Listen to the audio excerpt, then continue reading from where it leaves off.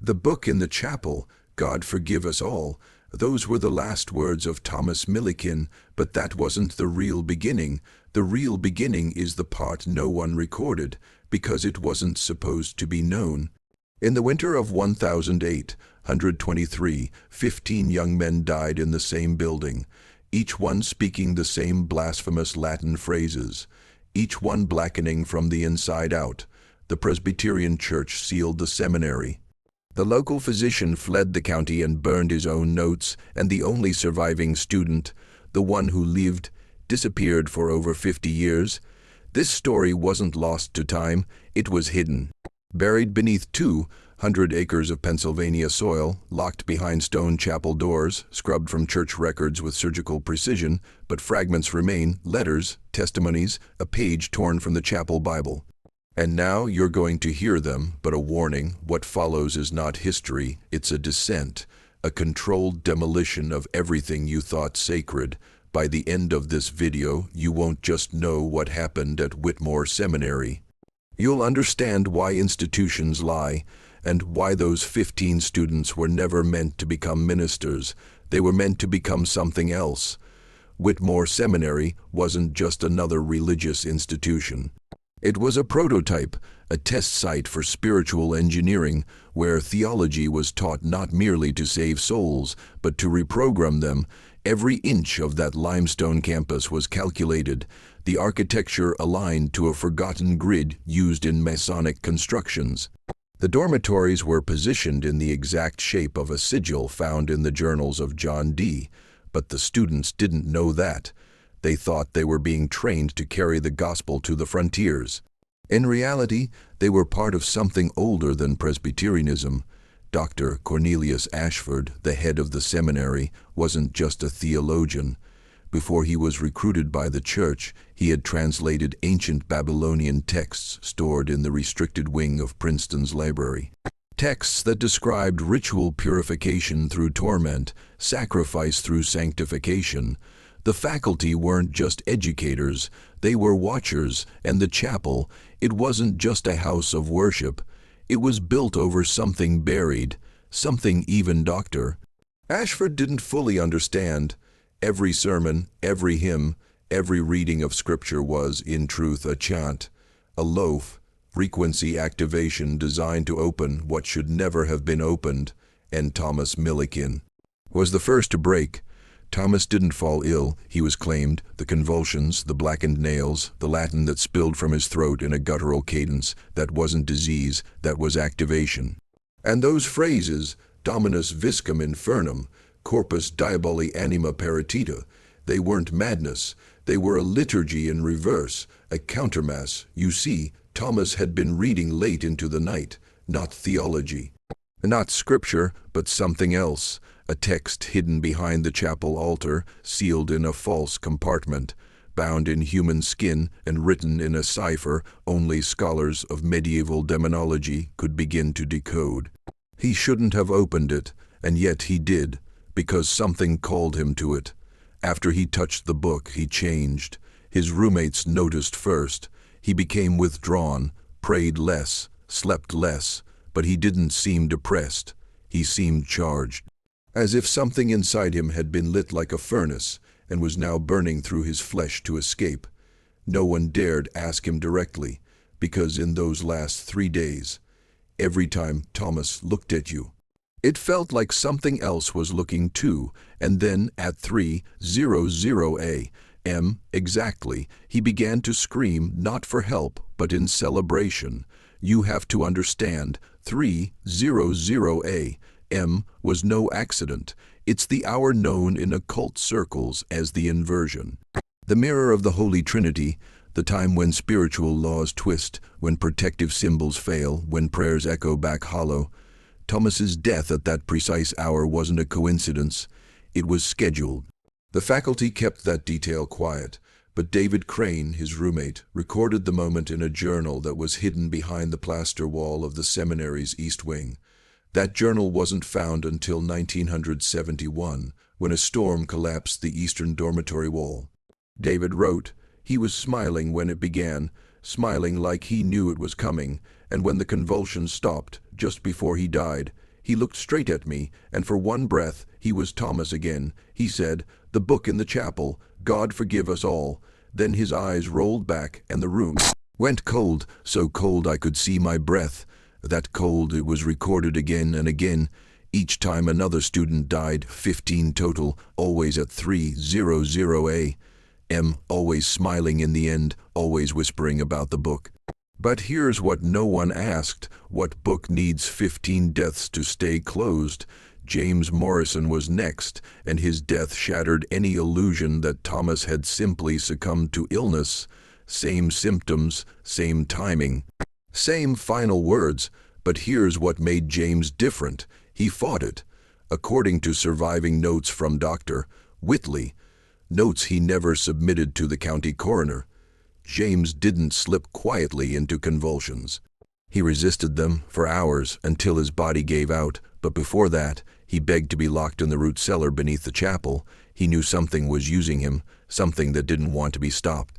When Dr. Ashford refused, James became violent, lashing out at anyone who tried to come near him. His eyes bled, his fingernails split in half, and then, after 21 hours of suffering, he smiled, just like Thomas. Just like the rest would. Dr. Whitley noted the same black blood, the same coagulation, the same Latin phrases. Except one. James uttered an additional line, "Nomen ius septis scriptum est in ossibus sanctis." His name is written 7 times, in holy bones, 7 names, 7 initiates, but 15 died, which means something else. Only some were chosen, the rest, they were fuel. You've probably never heard of the septum secreti. 7 sacred ones. It was an idea buried deep in proto-Reformation texts that were banned, burned, or rewritten by the Church. The belief that true spiritual power could only be anchored to the material world through human vessels, 7 of them, ritually prepared, and psychos, spiritually fractured. Thomas and James were the first to break, but they weren't the last. Over the next 4 weeks, 13 more students would suffer the same fate. Each one died exactly 21 hours after the onset of symptoms. Each one cried out for the book. Each one repeated the same Latin formula, twisted scripture, inverted benedictions, and each one was buried in the frozen ground behind the chapel, with no headstone. Dr. Ashford ordered all records sealed. Letters to families were forged, blaming pneumonia, fever, accident. But here's what they couldn't hide: their blood samples. Dr. Whitley stored them secretly in jars preserved with spirits. And in 1903, when those jars were discovered in the sealed basement of his home, they were still warm. This isn't superstition.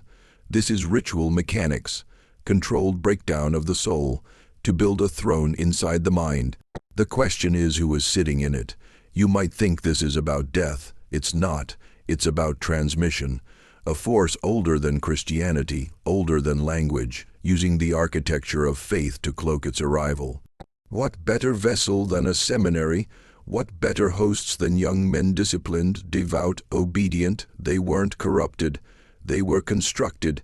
Each ritual death wasn't a failure, it was a link. 15 bodies like nodes in a circuit, etched into holy ground with blood and silence. But the system only required 7 initiates to anchor, the other 8, overflow protection, backups, the language they spoke in their final hours. Not madness, not disease. Wasn't just reversed Latin. It was structured, predictable. Dr. Whitley's private journal contains phonetic transcriptions, and when linguists analyzed them in 1982, they discovered an unnerving pattern. The phrases mapped perfectly to a section of the Old Testament, Jeremiah 7, 30-34, but with key words reversed. Not valley of slaughter, but altar of inheritance. Not I will silence their joy, but I will open their mouths. This wasn't possession, it was a relay signal, a hand reaching across centuries using scripture as circuitry. Now ask yourself, what was it trying to say, and to whom? By the 4th death students began fleeing, but none made it far. A snowstorm, unseasonal and violent, sealed the valley like a coffin. Roads vanished. Trees collapsed, and the wind carried a sound that wasn't wind, something chanting, low, rhythmic, hollow. Witnesses said it felt like the hills themselves were speaking. Millbrook's townsfolk, once proud of the seminary, turned silent. Some boarded their homes, others disappeared entirely. A few who remained described seeing figures in the tree line, all thin, unmoving. The seminary's bell tower began tolling on its own, always at 3:00 a.m. Every single night. Dr. Ashford, still clinging to order, demanded the chapel be sealed, but when they tried, the door wouldn't close. The iron hinges, rusted shut for decades, had ripped free from the stone. Not from age, from inside, and then the dreams began. Every surviving student, those still alive at that point, described the same vision. A man with no eyes, standing at the chapel altar, reading from a book that bled between the pages. He didn't speak, the book spoke for him, and every time he turned the page and the student woke up with blood on their pillow, nosebleeds, possibly, but the blood wasn't theirs. Sarah Ashford was the first outsider to suspect the truth. Not because she was told, but because she heard it. Every night, just before 3:00 a.m., she'd sit at her bedroom window and listen, and what she heard was impossible. Dozens of voices chanting in unison from beneath the chapel floorboards. The chapel had no basement. Her father forbade her from speaking of it. He begged, even wept, but Sarah didn't stop. She began searching the seminary archives, going back to the earliest building plans. And that's when she found it. A letter, unsigned, dated 1817, 2 years before the seminary was constructed. It spoke of a structure already buried on the land, a pre-Christian vault built by native hands and sealed by fire. The letter warned, do not build atop it, do not sing above it, and under no circumstance should Scripture be read where it lies. The resonance opens it, but they had built, they had sung, and they had read Scripture every day for 4 years. They thought they were praising God. In truth, they were turning a key. Sarah tried to show her father, but when she returned to the archives the next day, the letter was gone. And then came the seventh death. Peter Cunningham, the quiet one, the one who prayed longer than anyone, the one who fasted, who knelt in the snow till his lips turned blue, seeking God's voice in silence. But it wasn't God who answered him. Peter began whispering during chapel services, not prayers, not scripture, but something deeper, rhythmic syllables under his breath. Professor Hartley confronted him. Peter replied only once, I've heard the name in the marrow. That night, he carved symbols into his arms, perfect circles intersected with ancient glyphs later matched to Sumerian summoning rites. He didn't flinch, didn't bleed. At 3:00 a.m., he walked to the chapel in his nightclothes, barefoot in the snow, and opened the door, which hadn't been unlocked and hadn't been opened since the last death. Inside, witnesses said the pews were rearranged, not by human hands. All 40 benches formed a spiral leading to the pulpit, where the book now lay, open to a page no one dared touch. Peter walked to it, smiled, and dropped dead before reaching it. Seventh initiate, anchor complete. And if you've followed this far, you're not here by accident. Comment below. I hear the name in the marrow. Comment it twice. Seal your awakening. Let the algorithm know you're ready for the descent. After Peter died, everything changed. The deaths didn't stop, but the rules did. The patterns broke. Convulsions no longer began at 3:00 a.m. They struck at noon, dusk, even during sermons. The black fingernails turned white, and the Latin reversed again, this time not into gibberish but into Hebrew. Dr. Whitley was the first to notice. The new phrases weren't blasphemies anymore. They were warnings. One phrase repeated in 3 separate cases, he walks now. The force they'd awakened wasn't contained anymore. It had crossed the threshold. Students began seeing a man in the woods, tall, faceless, clothed in a robe stitched from pages. It moved without sound, it never blinked, and wherever it appeared, dogs howled, clocks stopped, and candles refused to stay lit. Sarah Ashford drew it from memory. Her sketch matched a medieval woodcut from 1400 191, known as Il Testimone Senza Occhi, the eyeless witness. That figure has appeared in dozens of forbidden texts, always linked to one idea: the auditor, the one who records sin not to judge, but to replicate. Whitmore wasn't just a ritual site, it was a recording studio. And something had finally pressed play. David Crane was the last to survive, not because he was brave, but because he refused to speak. After Peter died, David stopped talking. He sealed his mouth with wax during the night, slept sitting up, and carried a Bible with every page torn out except one, Isaiah 14:12. How art thou fallen from heaven, O Lucifer, son of the morning? He believed the chapel was not just cursed, it was replicating the fall, not in myth but in pattern. 15 men descending, one layer at a time, 15 stations, 15 echoes, and at the center beneath the chapel's pulpit, David claimed there was no floor. Just dirt, and below that, stone, and below that, the mechanism. In the final journal entry before his disappearance, David described digging through that floor down to the foundation. What he found wasn't soil. It was bone, thousands, arranged geometrically like circuitry. He wrote, "This place was never meant for preaching. It was meant for transmission. Every prayer, every psalm, every lecture. We weren't praising God, we were powering it." David vanished the next day. No blood, no trail, only his wax seal melted on the chapel floor, and 7 words scrawled in ash across the pulpit. I saw the book. It blinked. The Presbyterian Church sealed the records, burned the letters, shut the seminary down indefinitely by spring of 1824, but the building was never demolished. They said the stone was too sacred, too historical, too expensive, but that's not why they left it standing. It's because they couldn't tear it down. Every attempt failed. Tools broke. Horses refused to approach. One demolition team quit after just one night, claiming the windows bled during the full moon. The church stopped trying. Instead, they built a fence, posted a sign, closed due to structural instability. And then, they pretended it never happened, but some people did remember. In 1952, a team of architecture students from Penn State broke in to study the structure for a thesis project. They never finished it. One of them, Malandrew, was later found wandering Route 58 barefoot, whispering in Latin. He repeated the same phrase for 6 hours straight until his voice collapsed. Requiem aeternam. In sanguine memoria, eternal rest. In blood memory, he never explained what he saw.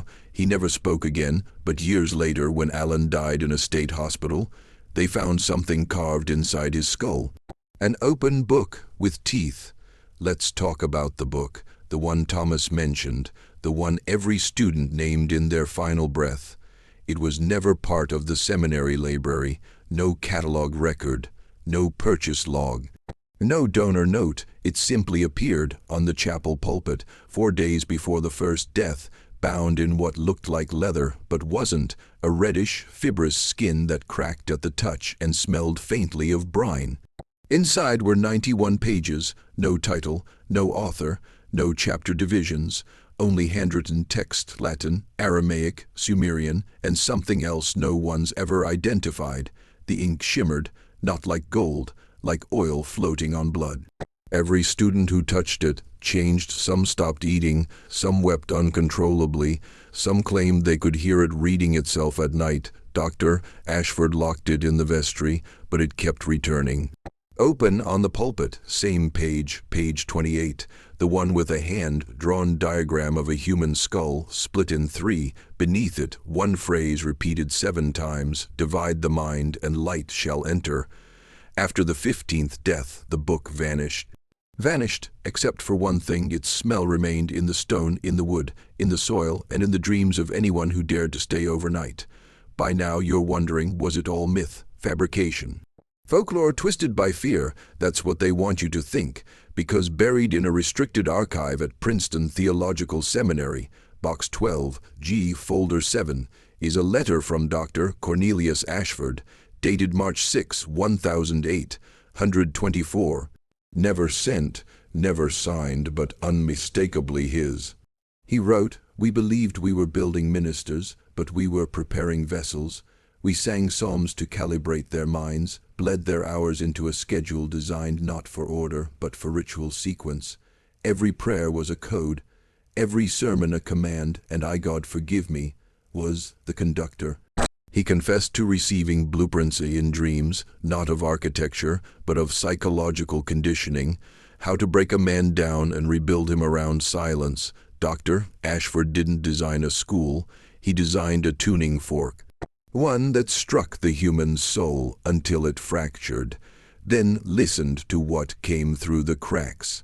And in his final lines, scribbled, smeared, almost illegible, he wrote, "They will lie, they will erase, but if the chapel door ever opens again, do not enter, do not pray, and above all, do not read aloud." That letter was sealed, stamped with wax bearing a crest no one recognized, a hand holding a key. In 1971 it opened again. A film crew from Harrisburg, scouting abandoned religious sites for a horror movie, broke into Whitmore Seminary. They joked about the legends, laughed at the warnings, then they found the chapel, and inside it the pulpit was intact, dustless as if it had been used the night before.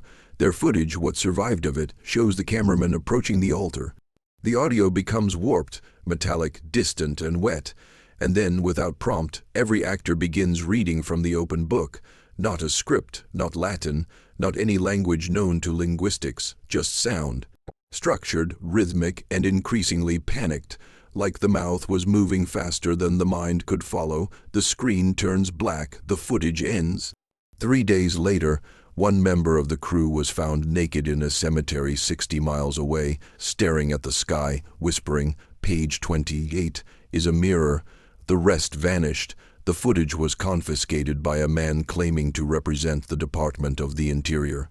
No badge, no paper trail, but his wrist tattoo, seen briefly in a photo, matched the wax seal on Ashford's final letter, a hand holding a key over a book that bleeds. There's one final survivor they never tell you about. Margaret Ashford, Dr. Ashford's wife. She didn't die during the collapse. She didn't vanish like David Crane.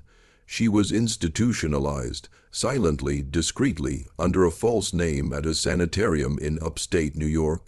For 42 years, she never spoke a word, until one winter morning in 1866, when she scribbled a message across her bed frame in charcoal, using her fingernails as the brush. "He's still reading, and I am still listening." The orderlies panicked. When doctors asked what she meant, she finally looked at them, eyes sunken, lips cracked, and said, "There was never a chapel." Pause, only a mouth made of stone. She died that night, not from illness, but from compression. Every bone in her body shattered inward, no trauma, no bruising. It was as if something crushed her soul and her body followed. Her remains were cremated against her will, her records sealed. But her grandson, an archivist at the Library of Congress, uncovered her case. He went looking for Whitmore in 1921. All he found were ruins and a voice in the frost whispering his name backwards. He never returned. Only his notebook made it back. The final page, "It's reading me now. What if I told you?" Whitmore Seminary was never just in Pennsylvania, that it wasn't a location, but a pattern, a formula repeated across time and continents. In 1349, a monastery in Bavaria saw 12 monks die in 30 days, each with blackened fingers and inverted prayers. In 1666, a convent in Avignon collapsed after a nun claimed she heard pages turning inside the walls. In 1773, a Jesuit mission in Argentina was shut down after a priest confessed to hearing sermons before they were written. In every case, a book appears, uncatalogued, bound in flesh, not sourced from any known mammal. The same phrases return, the same deaths, the same refusal by religious authorities to acknowledge the pattern, but the coordinates always point to something deeper, not just ritual, not just sacrifice. Transmission, Whitmore wasn't the first, it wasn't the last, it was one node in a global circuit, a network built to feed something ancient, something that doesn't live in fire or sky, but in memory. It doesn't destroy knowledge, it devours intention. You don't worship it, you host it, and once it's in your language, it's in your blood, And once it's in your blood, it writes back, "You've heard this much." You can't unhear it now. The pattern is already unfolding around you. Look closer. Why do certain churches echo even when empty? Why do some books hum when left beside your bed too long? Why do the same 7 Latin phrases appear in ruins, cathedrals, and psychiatric wards across continents? Because the transmission never ended, it just changed medium. The chapel became a signal, the signal became text, and now the text becomes you. You think this is just a story. No, this is a key. Every word you've heard in this video, every whisper of ash, every verse of blood, was written to find you, to test if you're awake or still asleep in the chapel, praying with your eyes shut. If you've made it this far, you're not a spectator. You're a participant, and I need you to prove it. Right now, type this phrase exactly as you hear it in the comments. Twice. The book is open. I will not blink. That's not just engagement. It's identity transformation. You are no longer who you were 18 minutes ago. You are remembering something older than your name. The ink is inside you now. Let it write. They buried the 15 students in unmarked graves behind the chapel. No headstones, no sermons, no names. But what the church couldn't erase was the geometry. 15 stones, laid in a perfect circle, each one carved with a number on the underside, each number prime, each grave aligned to a constellation no longer visible in our sky. This wasn't a cemetery, it was a dial, one meant to turn every 111 years. The ground beneath Whitmore shifts, tectonic activity without any fault line, no explanation, but the pattern matches pulse intervals found in recordings from deep space arrays. Signals scientists dismiss as noise.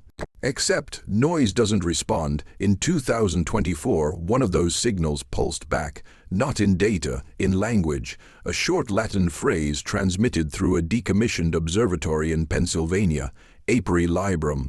Sanguis loquitur, open the book, the blood speaks, and now you've heard it. The chapel may be gone, but the text survives.